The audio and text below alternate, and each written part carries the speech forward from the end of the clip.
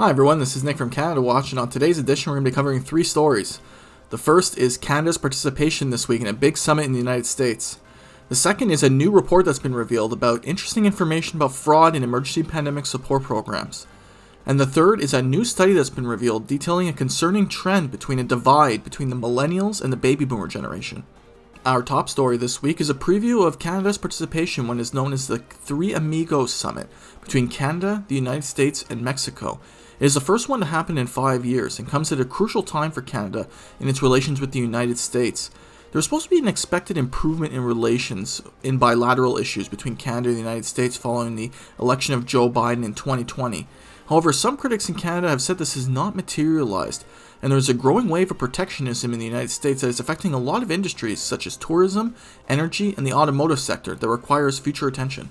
As previously reported here on Canada Watch, there's a crucial bill going through the United States right now. It's called the Build Back Better Act, and it includes an important provision for electric vehicles. The United States government is prepared to offer $12,500 in tax credits for the creation of electric vehicles, but it has something what's called a Buy American provision.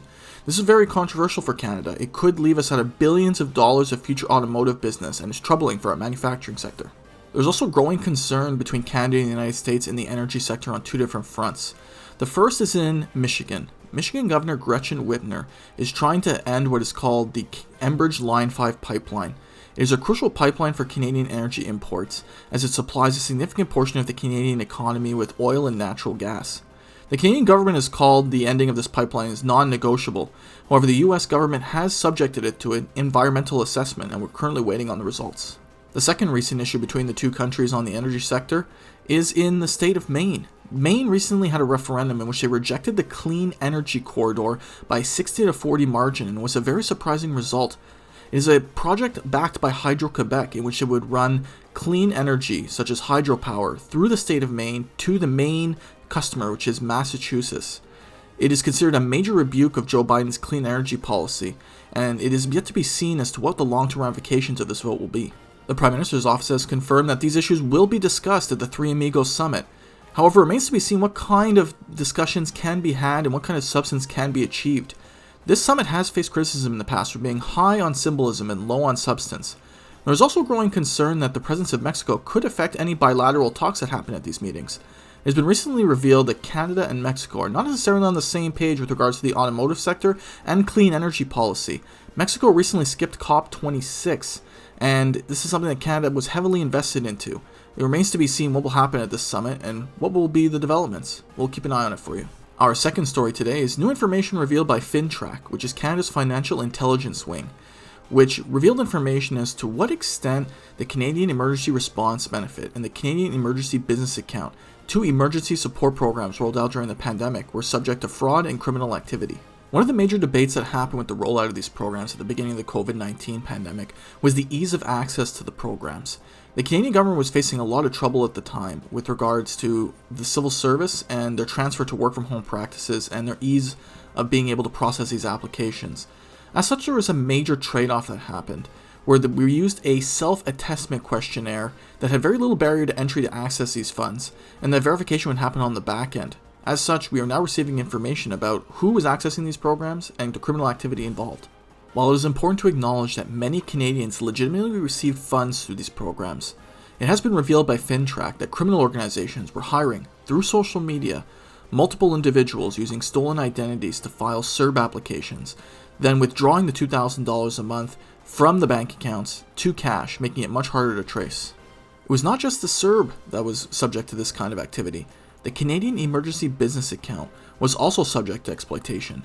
Criminal organizations were filing business applications and taking the $40,000 available in the program per business and transferring it from business accounts to personal accounts, and then withdrawing that money in cash.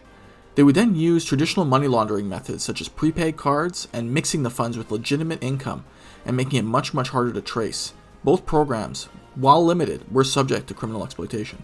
While in coming up with these programs, the possibility of fraud and criminal exploitation were considered. It is important to recognize that the CRA does have what they call a zero-tolerance policy on fraud. However, critics have said that Canada is lacking with regards to other countries in investigating and prosecuting financial fraud, and that it remains unlikely that any of these crimes will be prosecuted. We will keep a close eye on it for you. Our final story today is a review of information released by the Angus Reid Institute last week about how Canadian millennials feel about the future direction of Canada when compared to previous generations. According to the study, Canadians under 40 are feeling extremely concerned about things like economic inequality, rising cost of living, housing prices, and climate change. This has led to a pessimistic attitude about the future direction of Canada. A major finding of the report is that young Canadian leaders are becoming increasingly critical of what is known as the legacy of the baby boomer generation. An increasing number of young Canadians are viewing this legacy as a negative one, and rather than address previously existing issues built upon the foundation of this legacy, they are advocating for a complete restructuring of Canadian society. When polled on the same subject, baby boomers do not feel the same way. They feel that they should address the existing issues in Canadian society rather than a complete restructuring. The report also contained a notable discrepancy as to how the two generations feel about the millennial impact and their legacy on society. When polled on the subject, millennial leaders under 40 said that they believe that they will have a positive impact on society. When polled on the same subject though, baby boomers feel that millennials will not have the same impact and viewed their impact as negative. When reviewing the previous information in the poll, it is important to acknowledge something. There is always going to be a certain level of disagreement between one generation and the next as to how they best view how to tackle society's problems. However, the growing divide between how millennials and baby boomers view each other could be problematic for the future, as there could be a growing discohesion in society with regards to how to tackle public policy issues.